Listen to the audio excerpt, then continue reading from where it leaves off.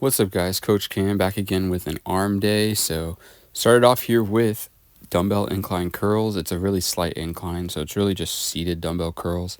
And I took off the EZ Bar Preacher curl, just decided that it was time to move on from that. And this exercise from last time was extremely effective, so decided to keep it and I bumped the weight up quite a bit. So, these are 30-pound dumbbells, and this went really well. I hit failure just before 90 seconds, which is kind of my little target range that I like. I just find that if I hit failure at only like a minute, something like that, it feels like I had more left in the tank that I just couldn't tap into because the resistance was a little too much. So 90 seconds, kind of my favorite little sweet spot. So I track time and I track the weight, obviously, and the reps. So this set went really well, nice and controlled. I actually cleaned out that whole corner of my garage after this workout, so that won't be there next time. Just a bunch of baby stuff and strollers and stuff. Anyway, you want to have good form, controlled form. All exercises for that target muscle are going to be created equal. So this is bicep curls. It really doesn't matter if you do cable curls, dumbbell curls, barbell curls. None of those make a big enough difference to matter. What matters is you contract your biceps until they're exhausted. So next is tricep pushdowns. This is on a V-bar. Once again, it really does not matter what the attachment is. People like to be very popular and trendy online, and they try to pick different attachments and tell you that it works different things. It does not. How you work a muscle is you contract that muscle. So that's why this exercise is perfect, because you contract the triceps directly. Now I'm also stabilizing with a lot of other muscles like my abs and legs, and a lot of like shoulders and stuff are contracting a little bit to keep me in position. But the muscle that's targeted the most is the triceps by far. I improved by 1 rep on here, so I'm super happy with that.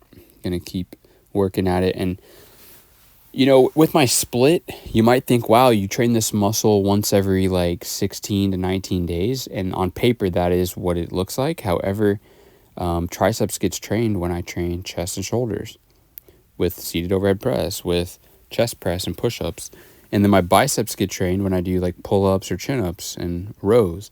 So they really get hit twice in that time frame, not once.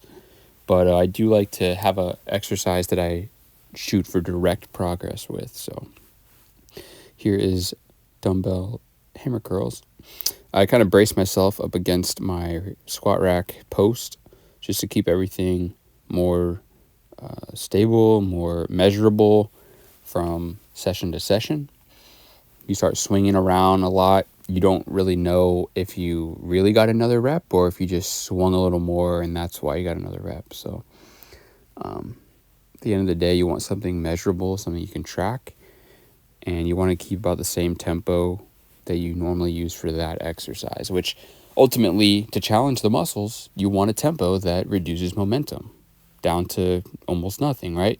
So brief pause between changing directions, and try not to swing, but really that's the best you can do, and then just keep training that to failure.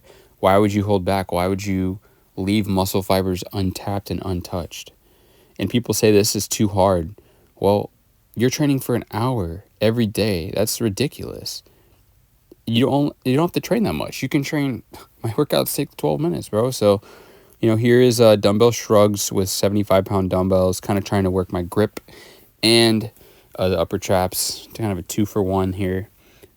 Really like this exercise. It's pretty just chill and straightforward. You grab the dumbbells, you go to work. So up the weight here. I think it was 70 last time. I'll have to check. You'll see at the end when I show you my progress, as I do in every video. I'm very transparent, and I try to keep you guys up to speed and updated with how my progress looks, which a lot of other people on the internet don't do. You just assume they know what they're doing and that they are making progress. Also, I want to point out that I'm not shoveling food down. I'm not trying to get fat. I'm just literally eating what I want and at maintenance or a little bit above. I'm actually Currently, I just weighed myself this morning. No food, no water. I was 169.5. So that is up 10 pounds from this time last year after my cut. Obviously, I have a little bit more body fat, but literally not too much. So that's good. You know, that's actually 5 pounds more than I was like 2 months ago with Fire Academy. So when I was busy with that, obviously I was more tired, and it's harder for the body to recover when it's tired.